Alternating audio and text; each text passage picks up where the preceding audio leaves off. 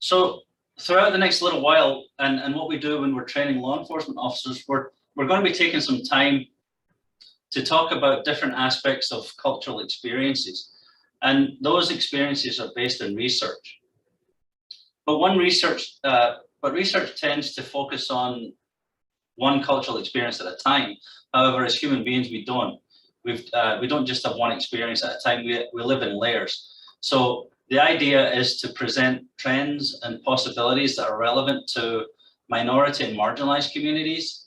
And some of these communities you might be a part of or you might engage with. So there may be information offered on the slides that you identify with or that we identify with. And there will also be some information presented that you don't identify with. So you should know that all the cultural groups that we chose to identify in this presentation are groups that typically find themselves marginalized in the United States. Communication are about skills and empathetic listening, not about the assimilation of cultural facts.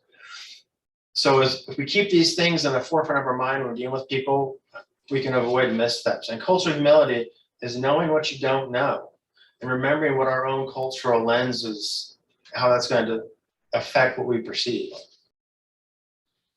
So the first category that we chose was Native Americans, and there's 564 federally recognized tribes nationwide. And something to keep in mind is that most Native Americans, and this is a really important thing to understand, most Native Americans live outside of reservation areas or outside settlements, and help seeking tends to be dependent on tribal affiliation. So some Native Americans that police officers may encounter may not have access to services because the only people who have tribal affiliation are those whose fathers have tribal affiliation, right? So if you have a Meskwaki mother and a non-Meskwaki father, you don't have tribal affiliation or tribal membership. And so what that means is you don't have access to tribal services. So this is important to know. It's also important to know that this population has got a lot of acute stressors that impact mental illness. And I don't need to go through them all, but as you can see, you know, when it talks about 1 in 2 Native American individuals experiencing intimate partner violence, for example, or the fact that 26% live in poverty, when police officers roll up on this population, they tend to have a lot of high ACE scores. Is everyone familiar with adverse childhood experiences? And looking just at the data, just understanding the level of trauma that the individual you're dealing with has likely gone through should inform you and sort of guide you as to how best to help them as they look to engage in help-seeking activities. So talking specifically about the African American community and mental illness, and specifically how it gets manifested or treated. With this group, the values of communalism are apparent, which means being there for each other and having each other's backs. We will often hear members of the African American community talk in we's. You know, this phrase, we've only got us, is a common phrase that we hear. There's a focus on spiritualism in the United States specifically, usually either Christian or Muslim. And mental illness might be viewed in this population as a test or as a struggle to be endured. Something that's not necessarily psychologically wrong, but something that has been presented as a challenge to endure or a punishment by a higher power is something else that we've heard. Something else to note in the research is that African Americans are 3 to 4 times more likely to be diagnosed with schizophrenia, which is grossly disproportionate based on genetic predisposition and acute environmental stressors.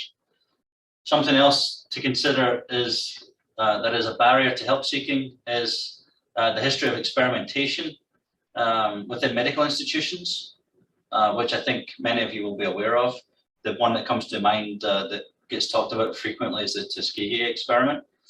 So being sensitive to this part of history and being empathetic to some of the help-seeking reservations that folks might have is really, really important to understand. And it's important for our officers to understand that too, and to take the steps necessary just to educate ourselves a little better so we can better serve this population. Sure.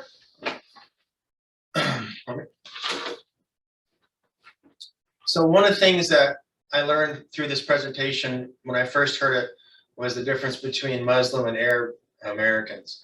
Arab refers to the Arabic Peninsula as a geographical and not a religion. And this is an important thing for us to keep in mind when we deal with communities, that they're not all that synonymous with each other. When we deal with people from this community, we found, and the research shows, that they're much more patriarchal. So sometimes on calls like this, you'll have to adjust how you would do your normal investigations if you're investigating something. You'll have to remind yourself that this family structure doesn't work in a way that we're used to with our Western lens. Family honor is very important, something that is a little alien to some people from our country probably.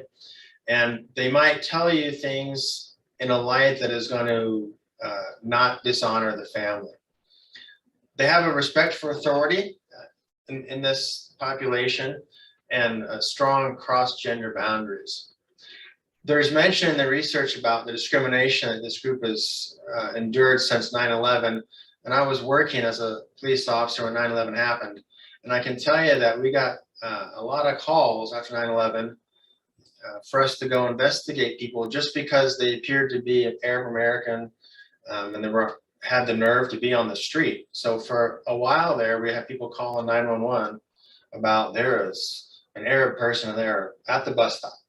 And so we had to kind of educate the public that that's not something that we respond to. And that those types of calls and that general perception since 9/11 was something that had to be a stressor for them.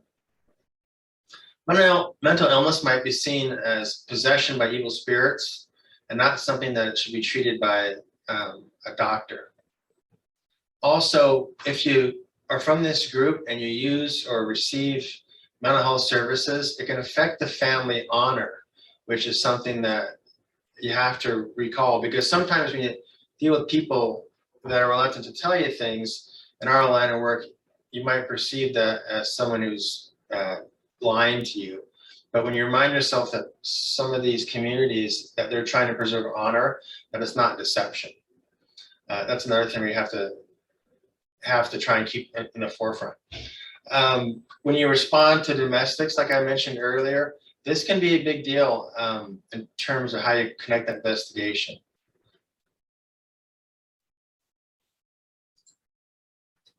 You want to? Yeah, I guess. Good. We just got to move some things around here. Colin's better at doing it without talking. Asian Pacific Islander groups. This is a vastly diverse group in Iowa, particularly in our area. We have a lot of East Asian, South Asian, Polynesian. The most common in Iowa are Vietnamese, Indian, Chinese, and Laotian. Chinese students compose about 75% of the international student population worldwide.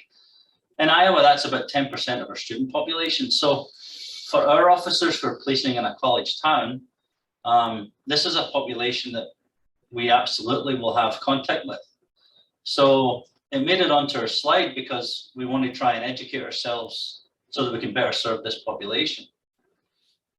So some trends related to API include emotional self-control and collectivism, this notion of filial piety, which is essentially making decisions that make our parents proud and avoiding decisions that may bring shame. So in terms of mental health help seeking, this is the least likely of all the groups to access mental health service. Oftentimes, they don't view mental illness as an individual issue, and it's considered a family issue. It's considered a family affliction. It's also considered as being highly embarrassing. What also makes things challenging for us is that mental health issues tend to manifest through body symptoms rather than cognitive symptoms. So instead of having an individual who self-reports maybe distorted thought patterns or expressions of anxiety, it's very rare that you'll hear that within this group. You're more likely to hear physical symptoms, headaches, stomach aches, heart palpitations. And if you ask a person from this group, are you feeling depressed? They'll often say no. and it doesn't mean that they're not depressed. So it looks different. It just looks different within this population. And for police officers, we find ourselves performing welfare checks on a number of individuals from different cultures. And it's important for us to educate officers about this particular population so that they know what questions to ask. If you're on a welfare check because someone has asked you to check up on a member of the Asian Pacific Islander community, maybe they haven't been going to class, maybe they're on academic probation. When a member of this community is on academic probation, that is often an extremely difficult thing for them to come to terms with. So we ultimately have to work harder to communicate with these individuals, listening to some of the symptoms that they provide. A lot of the times I would go on welfare checks and predominantly with Asian college age women, and being on academic probation can send them off into a tailspin. And I have known individuals who have been involved in suicide, and then we've found academic probation letters after the fact. So it's important for us to educate our police officers what type of questions they should ask on welfare checks. What time is it in the semester? Have they just finished midterms? Or have they just finished finals? How did that go? Understanding that the embarrassment that can go with failure in this population can lead to an absolute risk of suicide. So understanding the timing of university calendars, understanding the face-saving techniques that are involved in this community, in this population, and that they may rather die so they can save face than to admit to someone that they're academically struggling or that they need help. So it's really quite important. So he mentioned filial piety in this culture, which I always, especially lately, have found interesting considering how much it differs with the US. In this community, they have so much respect for elders and their ancestors that it's hard for people from the Western lens to relate to. When I was in high school, I had a friend who was Laotian. When I went to his home, the attic had a large banquet table with food on it and incense burning that was always replenished as an offering to ancestors. And then when I compare that to my teenage kids who refer to old people as boomers, and there's nothing you could possibly learn from a person who's over 40, there's such a contrast there that it's, I try and keep that at the forefront of my mind when I'm dealing with people from this culture. I had a call years ago with a woman who was from this group, and it was kind of a low intensity call. It was just a medical call for someone who had ingested poison. And if you're not in this line of work, suicide attempt calls are very common. But we went there with the paramedics, and they looked at the bottle of poison that she'd ingested, and we all calmly got, out of the apartment and on our way to the hospital. And when I got to the hospital, that's when I learned from the paramedic that there was nothing they could do, that the amount of time had passed and the poison worked in such a way that it was going to be fatal. And I was shocked, and we found out that the reason she did that was because she had come from a country on the screen with her husband to go to med school. He went to med school, and then he told her that day that he wanted a divorce. And the shame of being divorced was too much to bear in that culture. So she decided that she was going to die by suicide. So just before we advance that, the biggest takeaway for officers on this slide is really trying to get them to understand that they need to be somewhat indirect in their conversations. Sometimes they're going to get answers that don't make sense, and to restate questions in different ways. I often encourage officers to check up on individuals, ask them, hey, would you mind if I checked up on you in a day or two? Go back. Sometimes that second time helps them break down some cultural barriers, that helps them guide the individual to getting some real tangible help. So we really believe that this is important information and important work to be done.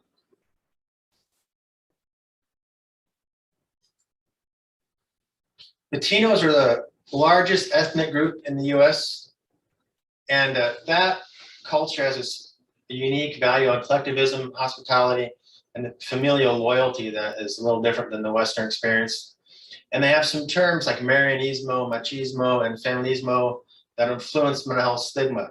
So one of the things I remind myself when I'm dealing with people from this is that, especially in terms of mental health or even domestic situations, that the males I'm dealing with, if they ascribe or subscribe to the idea of machismo, that they're supposed to be in charge of everything. And if they're not in charge of everything, then they need to regain control of that. And then Marianismo refers to the idea that women are home-centered, passive, and self-sacrificing. So if you're dealing with a culture that embraces both of these, and then you introduce mental health, you can see how maybe the male, since he's supposed to be in charge, if he has a mental illness that's going to somehow detract from that, it's going to be harder for him to admit that. If he's supposed to be in charge and taking care of everything, and he has a debilitating mental illness that precludes him from working, he's probably going to have a lot harder time talking about that, and he's going to be embarrassed about it. There are also two idioms of distress specific to this culture that when we give this presentation in groups, people can usually shed light on it better than I can. But nervios is a wide range of symptoms described in this idiom of distress.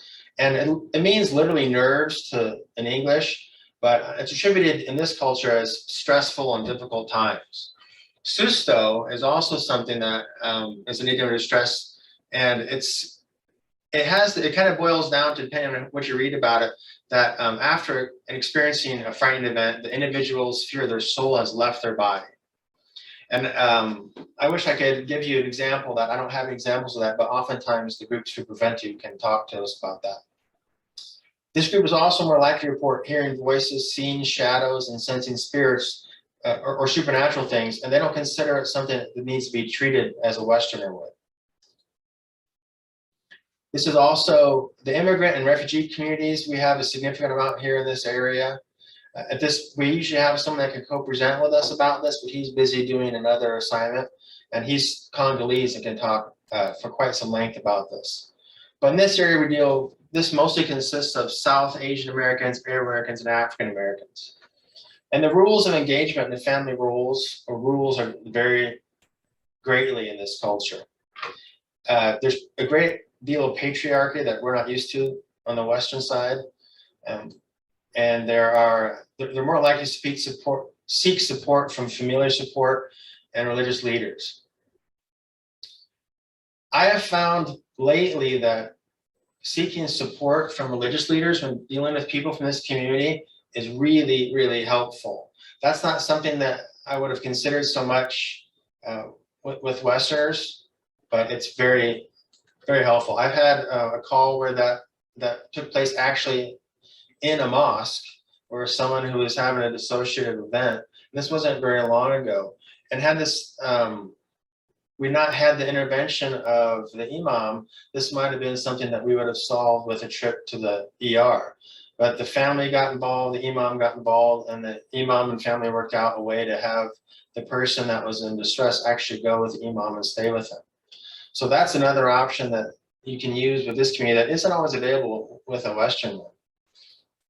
You have some add? Yeah, one of the things I would say about this community is this, put yourselves in the role of a police officer for a second. You know, they get sent to many different calls about a myriad of topics. So let's take domestic disputes, for example. You know, police officers, really what we're trying to do here is have officers understand that when you're going into a Muslim household, that there are certain things that need to get considered, right? And sometimes it's just as simple as recognizing, hey, asking a simple question, who should I talk to here?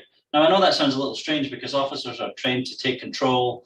And if we're dealing with a domestic situation, you know, we don't want to be, let's say, coddling individuals, you know, but we have to understand that there are lots of different cultural things in play, right? So it doesn't cost us anything to try and honor that, even in some of the worst circumstances. Really what we're looking to do is try and put some money in the credit bank, right? There's nothing more powerful than walking into a room and saying, hey, who do I get to talk to here? It shows that you know, it shows that you understand that there's something different going on. There's some things going on that are outside my culture, and it allows you to gain a little bit more capital. Maybe when you're talking to individuals on a particular call, a lot of the time officers have to separate people and put them into different areas so that they can be interviewed, you know, without being encumbered by other people listening or other people interjecting. So sometimes understanding that, you know, being alone in a room with a female in this culture, with another man, is hugely difficult for people to understand and to take. So maybe the simple modification is that I can position females where they can, you know, where I can interview them away from other people, but in a way that clearly shows that everything's on the up and up, right? So again, we highlight on these things with these different groups because it's about increasing a body of knowledge, and it's about trying to get officers to understand that there are other things going on, with the main goal being, you know, rapport building, right? So that we can get to whatever resolution we need to get to. The next one, and Colin kind of alluded to that there, was regarding immigrant and refugee.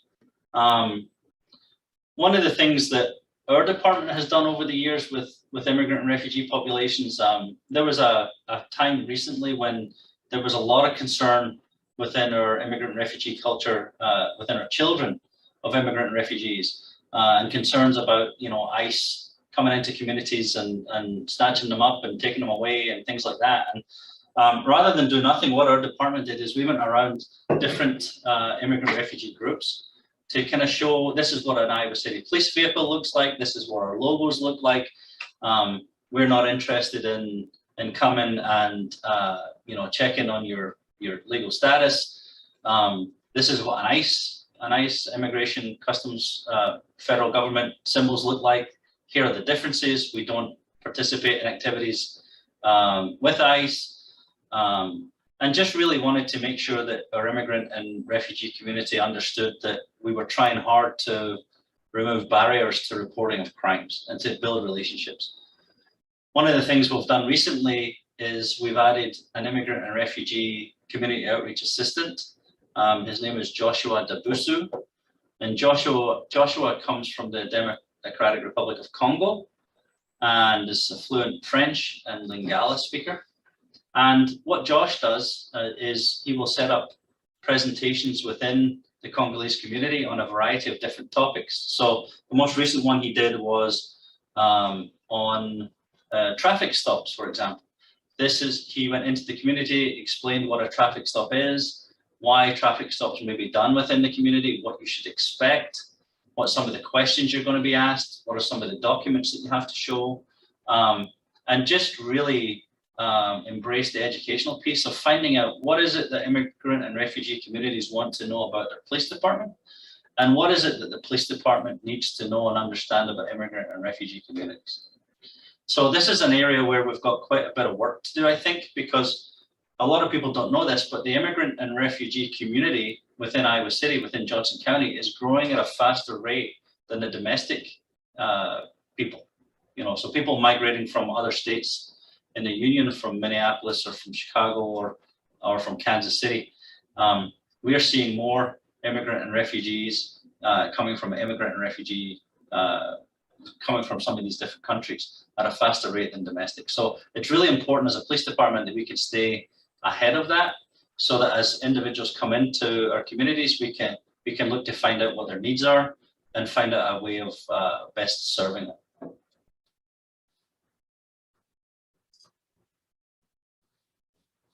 All right, LGBTQIA communities. We deal with this a lot in this area, and it's important to know some of the things that they're up against. 20 to 40% of homeless youth are LGBTQ. The reason I try and we teach these things is so that if an officer gets dispatched to a homeless youth, keep in the back of your mind that there's a higher probability that this homeless youth is LGBTQ. And because of that, it has some unique requirements for it. for that, how to handle that call. Gay and bisexual men and bisexual women are more likely to experience depression, substance abuse, and suicidality. So if you're getting sent to a call like that, a suicide or substance abuse call, we keep that in the back of our mind. There's a higher chance that they're going to be part of this group. Depression is 6 times higher among trans population. When I first saw that, I thought it was percent, but it's times. That's an amazing and high amount. 41% of trans people have attempted suicide, and 1 in 5 are homeless. Again, if we're dealing with somebody that's homeless, they're more likely to be part of this community. Another thing you have to remember is that when you're dealing with calls, especially with juveniles, they may not be out to their family yet. So some of the ways we might handle a juvenile call that happens to be a member of this community is you may not use the same methods you do with someone who's not part of this community, because you might inadvertently out them to their family. Something to keep in the front of your mind when you're dealing with that.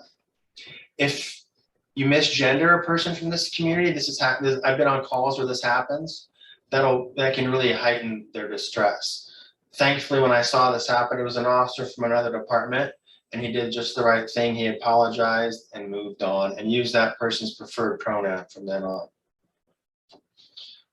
There's also going to be a dynamic where the family might they might give you a gender and name differently than they use with their family. And I've had it happen on calls where when I've met this person, they give me their name and gender, but when I go to call their parent, they tell me to use a different one.